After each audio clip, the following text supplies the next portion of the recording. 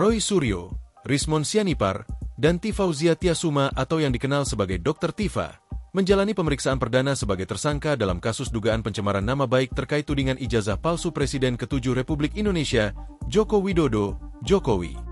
Pemeriksaan berlangsung di markas Polda Metro Jaya pada Kamis, 13 November 2025. Selama 9 jam lamanya, ketiganya dicecar dengan ratusan pertanyaan oleh tim penyidik Direktorat Reserse Kriminal Umum di Treskrimum, Polda Metro Jaya.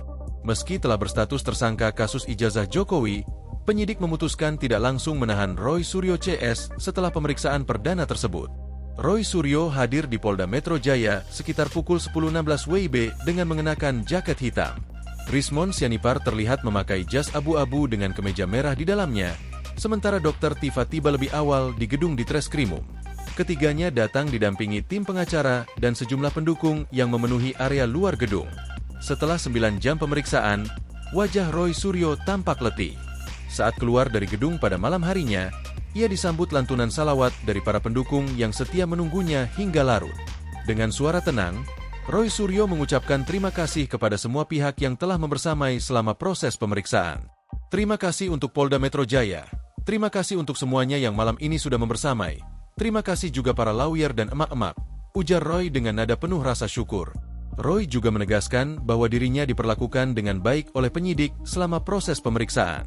Diperlakukan dengan baik oleh penyidik selama pemeriksaan, katanya singkat kepada awak media. Usai pemeriksaan, Roy memilih untuk tidak banyak berbicara kepada wartawan.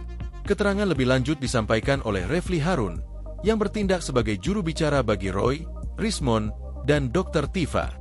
Direktur Reserse Kriminal Umum Polda Metro Jaya, Kombes Pol Iman Imanuddin, memberikan penjelasan resmi mengenai alasan ketiga tersangka tidak langsung ditahan. Menurutnya, keputusan tersebut diambil karena Roy Suryo CS mengajukan 2 orang ahli dan 3 orang saksi yang meringankan posisi mereka. Dalam sistem hukum pidana Indonesia, saksi yang meringankan, ada charge, adalah pihak yang diajukan oleh tersangka untuk memberikan keterangan yang dapat membantah atau menjelaskan tuduhan. Kepada ketiga tersangka kami perbolehkan untuk kembali ke rumahnya masing-masing. Kenapa demikian? Karena ketiga tersangka mengajukan ahli dan saksi yang meringankan, kata Iman dalam konferensi persnya, Kamis, 13 November 2025. Iman menegaskan bahwa penyidik berkomitmen menjaga keseimbangan antara keterangan dan informasi yang diterima agar proses penegakan hukum berjalan adil dan berimbang.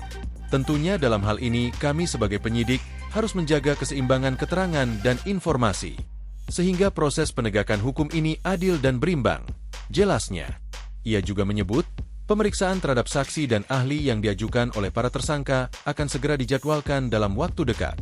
Untuk ahli yang diajukan oleh para tersangka ada 2, kemudian untuk saksi yang meringankannya ada 3. Kami akan segera melakukan permintaan keterangan terhadap para saksi dan ahli yang dimohonkan oleh para tersangka tersebut, tambah Iman.